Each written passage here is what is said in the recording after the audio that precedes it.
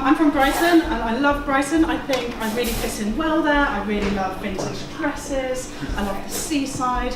I like drinking gin out of things that were not originally cups. I love the pier. There used to be 2 piers. Did anybody know that?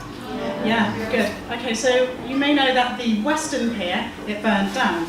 So as a PhD student, I really... Oh, is that my mic? Brilliant.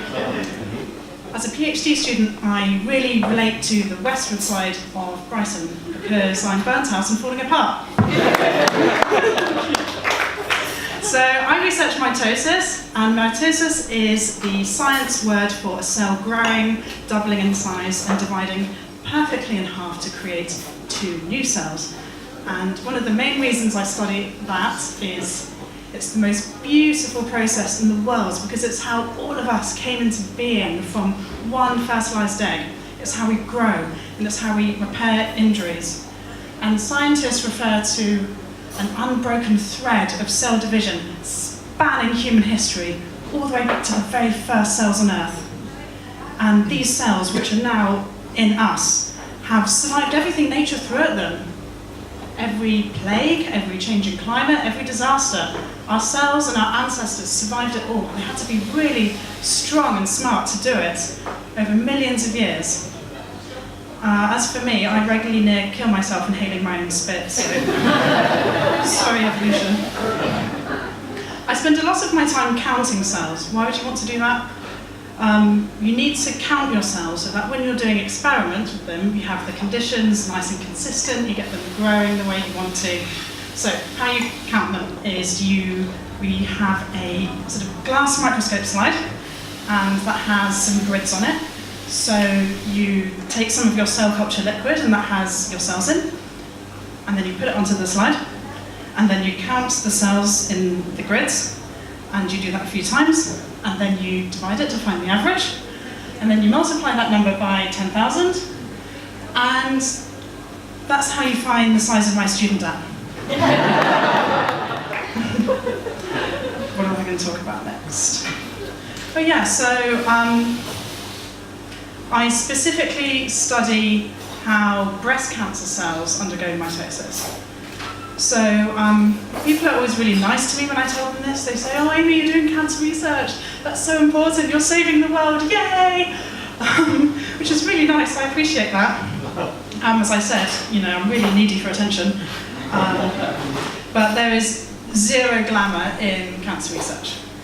It's less saving the world and more generating a lot of biohazard plastic waste because you're pleading with mutating little balls of hate to cooperate with you, and of course they're not.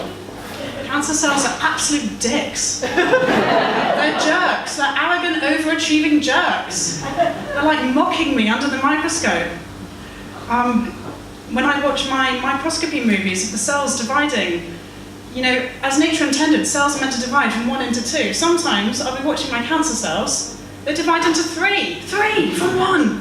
This is what I'm dealing with. This is what I'm up against. It's so bad. Such a dick move. Speaking of dick moves, there's a subset of people who aren't so nice to me when I tell them about my work, which isn't cool because I've got a really fragile ego. They'll say, "Oh, have you found the cure for cancer yet?" As if it's my job personally to fix all of the science. And I always immediately check my pockets at this point because it would be really embarrassing if it was there the whole time. I've checked under my bed, in my sock drawer, in the sofa cushions, nothing. It's reached the point where I'm thinking of glitter bombing people who ask me this question. Have you found the cure for cancer yet? Oh, here it is.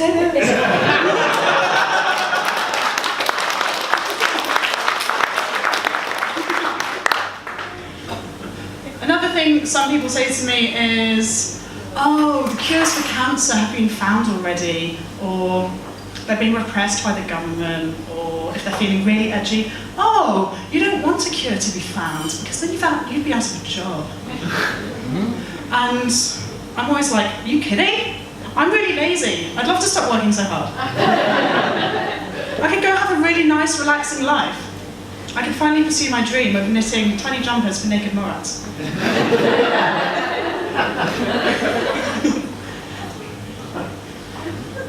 Do other careers get such impossible, unfair questions when asked about what they do? Oh, you're a builder. Have you fixed the housing shortage yet? Oh, you're a police officer. Awesome.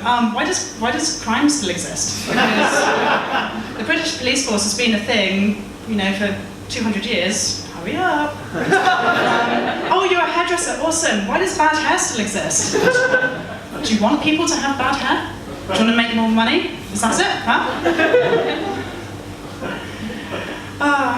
So I'm going to finish on something I hope lots of you can empathise with me on, the woes of dating, specifically online. So I had a OkCupid account, or as I like to call it, OkPukid. And because I'd list my love for science and comedy on my page, I don't want to imply correlation or causation or anything, but a statistically powerful number of men visiting my page would think it is appropriate to open up a conversation with some biology innuendo. Now, I love a good pun. I love a rude pun, yes, but as the very first thing you say as a stranger to me online, really? Like, is this how you open up a conversation in real life? Like, hey girl, are you osteoporosis? Because you're giving me a serious bone condition. No, just don't do it. At least I'll always have my cancer cells, and they are there to help me understand more about myself and the world around me, which is pretty damn awesome. And if they make me happy by giving me good data, great. And if they make me sad or upset, I just pour them in the bleach. Thank you very much.